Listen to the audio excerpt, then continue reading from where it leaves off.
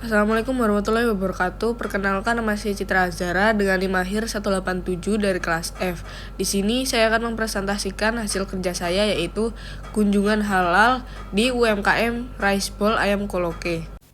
Informasi umum perusahaan: untuk nama usahanya Rice Bowl Ayam Koloke, nomor induk perusahaannya tidak ada. Untuk usaha di skala mikro, nama pimpinan usaha Latifah Nuraini, dan penyelia halalnya saya sendiri, Citra Azara. Alamat perusahaan: Jalan Tol Aru Utara Asrama nomor 7 RT 9 RW 8 Perak Utara, Kecamatan Pabean Cantikan, Surabaya, Jawa Timur. Untuk telepon perusahaan 085731060311. Untuk jenis produknya ini makanan, dan daerah pemasarannya itu lokal, biasanya di sekolah dan orang-orang sekitar. Tujuan dan ruang lingkup: tujuan, manual sistem jaminan produk halal SJPH dibuat untuk menjadi pedoman dalam penerapan SJPH bagi pelaku usaha mikro dan kecil. Tujuannya adalah untuk menjaga kesinambungan produk halal sesuai dengan 1. Persyaratan sertifikat halal yang ditetapkan oleh Badan Penyelenggara Jaminan Produk Halal BPJPH, dan yang kedua, untuk keputusan penetapan kehalalan produk oleh Majelis Ulama Indonesia MUI. Kriteria sistem jaminan produk halal, komitmen dan tanggung jawab kebijakan halal di Rice Bowl Ayam Koloke: berkomitmen dan bertanggung jawab untuk menghasilkan produk halal secara konsisten dan kesinambungan dengan melakukan tindakan yang pertama, mematuhi peraturan perundangan terkait jaminan produk halal. Yang kedua, menggunakan bahan halal dan melaksanakan proses produk halal sesuai dengan ketentuan yang berlaku. Yang ketiga, menyiapkan sumber daya manusia yang mendukung pelaksanaan PPH di perusahaan. Yang keempat, sosialisasikan dan mengkomunikasikan kebijakan halal pada seluruh pihak terkait untuk memastikan semua personil menjaga integritas halal di unit usaha.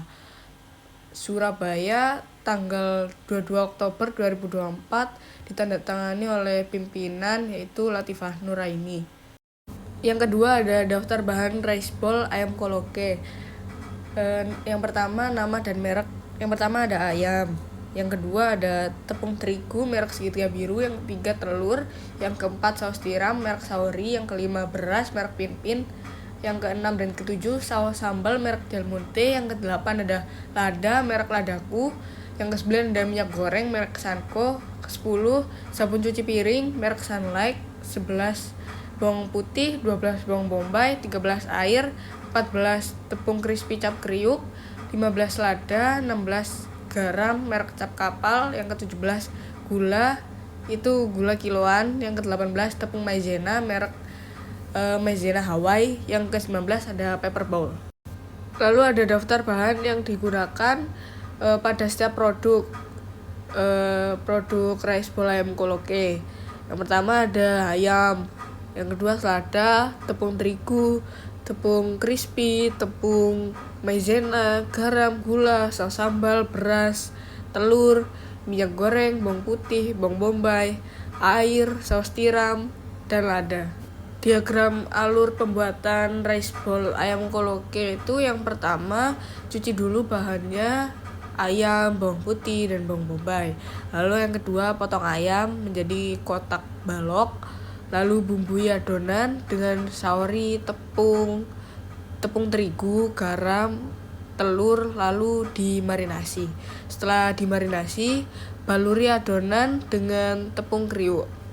Setelah itu goreng ayam dan tiriskan. Setelah ayam ditiriskan, bikin saus.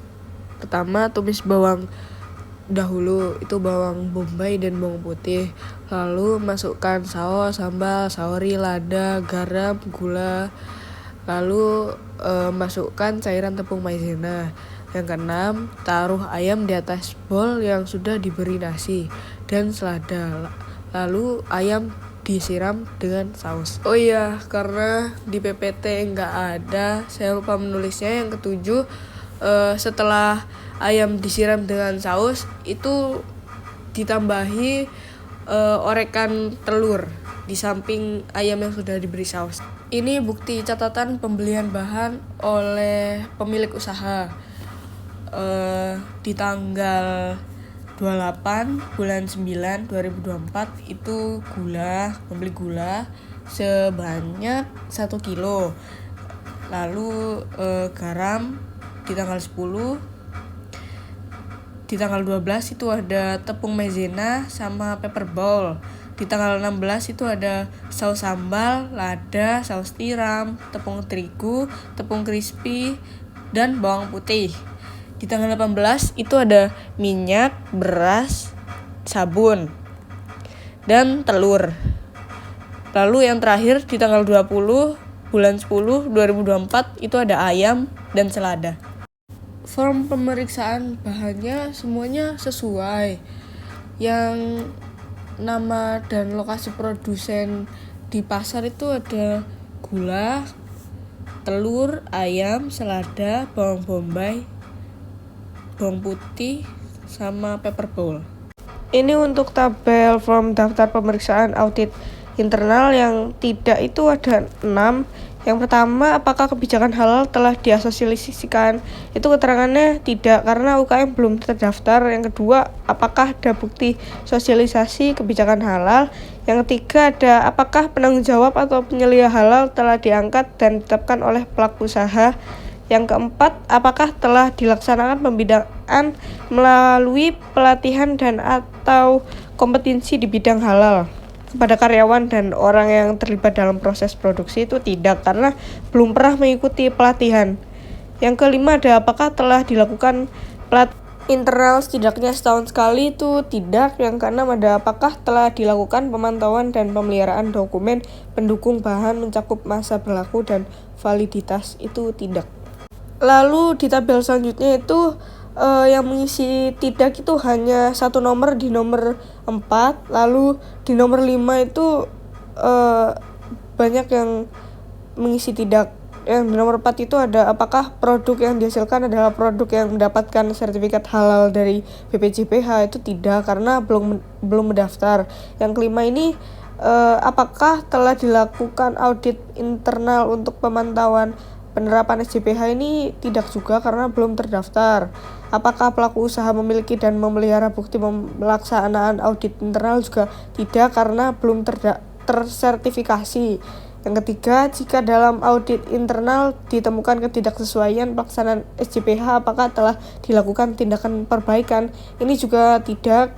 Yang keempat, apakah pelaku usaha melaporkan hasil audit internal kepada BPJPH? Ini juga tidak, karena belum tersertifikasi.